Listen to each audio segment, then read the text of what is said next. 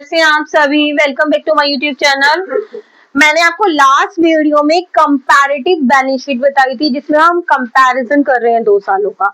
आज मैं आपके सामने नई वीडियो लेके आई हूँ। मैं पहले बैलेंस शीट ही कंप्लीट कर रही हूँ। कॉमन साइज बैलेंस शीट बताऊंगी कि इसमें कॉमन साइज बैलेंस शीट में और कंपैरेटिव बैलेंस शीट में क्या डिफरेंस होता है। कंपैरेटिव बैलेंस शीट में हम 2 सालों का कंपैरिजन करते हैं कि पहले क्या था और अब क्या हुआ, कितना इंक्रीज हुआ, कितना डिक्रीज हुआ या कितना चेंजेस हुआ। कॉमन साइज में क्या करते हैं, हम परसेंटेज एनालाइज करते हैं उसकी कि हमारी सपोज जैसे शेयर होल्डर फंड है, इसमें शेयर कैपिटल है 5 लाख की 22 में, तो 5 लाख का ओवरऑल जो हमारी करंट एसेट्स है उसमें 100 को वो रख के मेन कितना परसेंटेज है इसका, 22 में कितना परसेंटेज था, 23 में कितना परसेंटेज था शेयर कैपिटल का पूरी करंट एसेट्स के अंदर। तो हम जो बेस रखेंगे वो ये रखेंगे। आई बात समझ में? कैसे करेंगे, आपको थोड़ा सा भी कंफ्यूजन हो रहा होगा तो मैं अभी आपका ये सारा कंफ्यूजन दूर करूंगी। स्टेप बाय स्टेप मेरी वीडियो को पूरा देखना, लास्ट तक देखते रहना। अगर आपने मेरे चैनल को अभी तक सब्सक्राइब नहीं करा है तो मेरे चैनल को सब्सक्राइब कर देना ताकि आपके पास लेटेस्ट नोटिफिकेशन आ सके जो मेरी नई वीडियोस आती हैं। तो ये भी 3 मार्क्स का क्वेश्चन आया हुआ है आपका लेटेस्ट एग्जाम के अंदर, तो इसे देख लीजिए कैसे करेंगे। हमारा क्या है, देखो सेम फॉर्मेट इधर वाला सेम रहेगा इसलिए मैंने ये पहले से ही डाल दिया, पर्टिकुलर्स नोट नंबर 22 23, ठीक है ना। सेम इसमें क्या आ जाएगा, बस ये 2 चेंज हो जाएंगे, इसमें इंक्रीज और डिक्रीज का और परसेंटेज का आ रहा था। इसमें क्या आएगा, परसेंटेज 22 और परसेंटेज 23, टोटल परसेंटेज।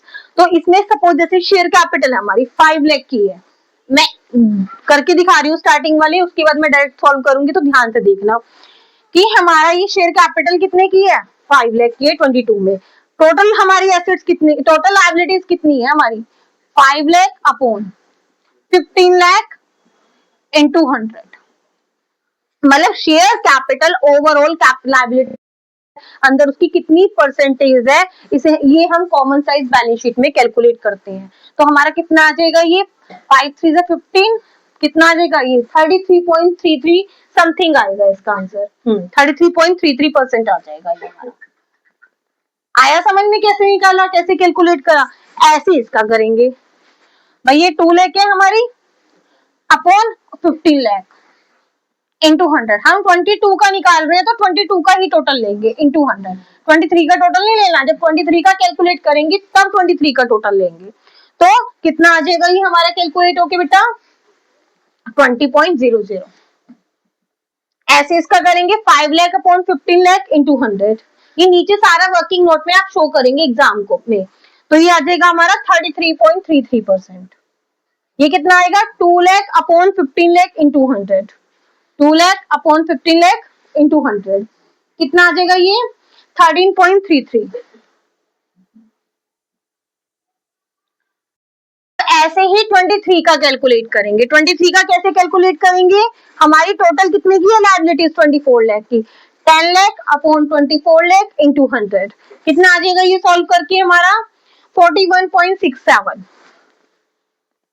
साइड में लिख देती हूँ एक इसको, 10 लाख अपॉन टोटल लायबिलिटीज कितनी है हमारी 24 लाख की इंटू 100, तो ये 41.67।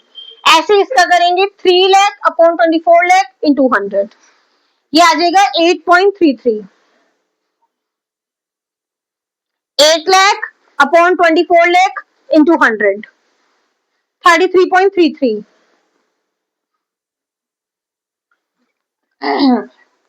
फिर है 4 लाख अपॉन 24 लाख इंटू 100, ये आ जाएगा 16.67।